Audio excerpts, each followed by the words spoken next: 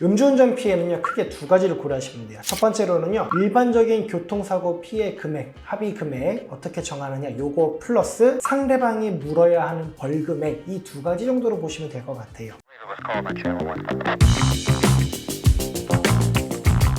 네, 안녕하세요. 더 맞는 합의, 더 빠른 합의의 용성호 변호사입니다. 오늘은 음주운전 피해자 합의 방법에 대해서 한번 말씀드려보도록 하겠습니다. 이런 상황을요, 한번 가정해 보도록 할게요. 교통사고 났습니다. 내가 피해자예요. 근데 보니까 상대방이 음주운전을 한 것 같아. 그러니까 상대방이 제발 경찰에 신고하지 말아주세요. 신고하지 않으면 제가 합의금을 더 주겠습니다. 라고 얘기를 하는 경우요. 이런 경우에 피해자는 어떻게 합의를 하면 될지 한번 알아보도록 하겠습니다. 피해자는 음주운전을 신고하지 않는 대신 합의금을 더 받고 끝낼까 싶은 생각이 들 거예요. 물론 범죄를 보면 신고를 해야겠지만 사람이라는 게 신고한 다음 경찰서 왔다 갔다 하기도 번거롭고 피해자 입장에서는 어느 정도의 피해 회복만 되면 되기 때문에 빨리 합의하고 사건을 종결하고 싶은 마음도 분명히 있을 겁니다. 이런 상황에서 어떻게 합의를 하면 될지 한번 기준을 설명드려 보도록 하겠습니다. 첫 번째, 그 자리에서요, 바로 합의 내용을 기록하셔야 됩니다.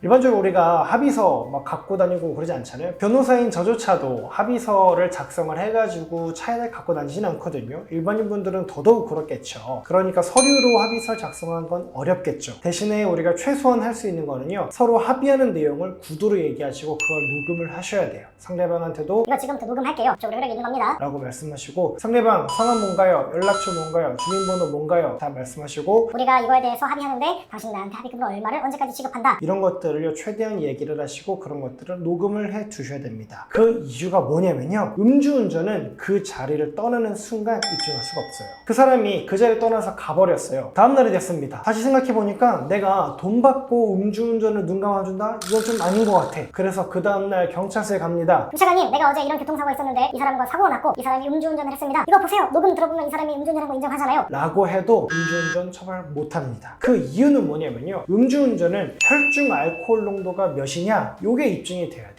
그러니까 그 사람이 운전할 당시에 혈중 알코올 농도 몇 %로 술에 취해서 운전을 했다라는 게 되어야 되는데, 그건 우리가 뭘 해야 되나요? 혈액을 채취해서 확인해 보거나 아니면 음주 수치기 가지고 측정을 해야 되는데, 음주 측정기도 그 자리에서 바로 안 했고 혈액 채취도 그 자리에서 곧바로 하지 않았기 때문에 다음날이 되거나 시간이 흘러서는 아무리 내가 신고를 해도 음주운전을 입증하기가 어렵습니다. 그렇기 때문에 그 자리에서 곧바로 합의 내용을 기록하셔야 되고, 왜냐? 말씀드린 것처럼 다음날이 되면은 나 음주운전 안 했어. 뭐 음주운전 했지만 어차피 이거 변호사 상담 받아보니까 처벌 안 받는데 됐지? 라고 할 가능성이 높기 때문에 그럼 일단 가시고 내일 다시 얘기하시죠. 이렇게 말씀하시면 안 되고, 그 자리에서 합의 내용을 바로바로 녹음해 두셔야 되겠습니다. 두 번째입니다. 간혹 제가 말씀드린 것처럼 다음날이 돼서 어차피 음주운전으로 처벌받지 않나요? 라면서 배째라고 하는 운전자들이 종종 있습니다. 그러면요, 형사 고소하겠다라고 하시면 됩니다. 물론 형사 고소해도요, 음주운전으로는 처벌받지 않을 가능성이 높습니다. 그래도 고소하겠다라고 하시면 됩니다. 제가 담당했던 사건 중에도 그런 사건이 있었어요. 그 당일에 저희 의뢰인이 가다가 사고가 났는데 상대방이 음주운전을 했다고 합니다. 그래서 뭐 신고하겠다라고 했더니 그 사람이 나이 어린 사람인데 정말 사정을 했대요. 선생님, 제가 사실 운전을 해서 먹고 사는 사람인데 신고해서 제가 처벌받게 되면 면허도 취소되고 뭐 이러이러한 사정들 때문에 한 번만 봐주세요라고 하니까 우리 의뢰인께서 나이가 좀 있으셨거든요. 아유, 그래요, 뭐 젊은 사람이 물론 범죄지만 그럼 안 되겠죠. 뭐 그런 사정도 있고 또 나도 어차피 뭐 경찰서 또 가서 조사받고 번거로우니까 뭐 나중에 합의금 얘기하시죠. 하고 그 자리를 떠났는데, 그 다음날이 돼서 상대방이 변호사 선임한 다음에 합의금 그거 못 주겠다 라고 하면서 상대방 변호사님이 저한테 그런 말씀을 했습니다. 변호사님, 이거 어차피 음주운전으로 처벌받지도 않는데 우리는 1,000만 원 이상의 합의할 유인이 없습니다. 라고 하길래 제가 이렇게 말씀드렸습니다. 변호사님, 이거 음주운전 아니어도 블랙박스 보시면은 실손에서 차선 변경한 거기 때문에 어차피 12대 중과실 위반이고, 우리가 신고하면은 상대방은 어차피 교통사고 처리특례법 위반으로 처벌받게 되어 있습니다. 물론 음주운전 그 자체로 처벌받진 않겠지만 전화통화한 거 녹음 파일 들어보시면 상대방이 음주운전한 거 인정한 거 보이시죠? 저희가 이거 양형 자료를 제출하면은 법원에서 검찰에서 충분히 음주운전했다라는 거 인정하고 양형에 불리하게 작용해가지고 충분히 중한 처벌이 나올 겁니다. 이런 여러 가지들 고려해 보면은 우리 입장에서는 충분히 1,000만 원 이상의 합의할 유인이 존재하는 것 같은데요. 라고 말씀을 드렸고, 저희는 최종적으로 1,300만 원의 합의를 했던 건이었습니다. 그러니까요, 다음날이 돼서 아예 어차피 음주운전으로 처벌 안 받아요. 합의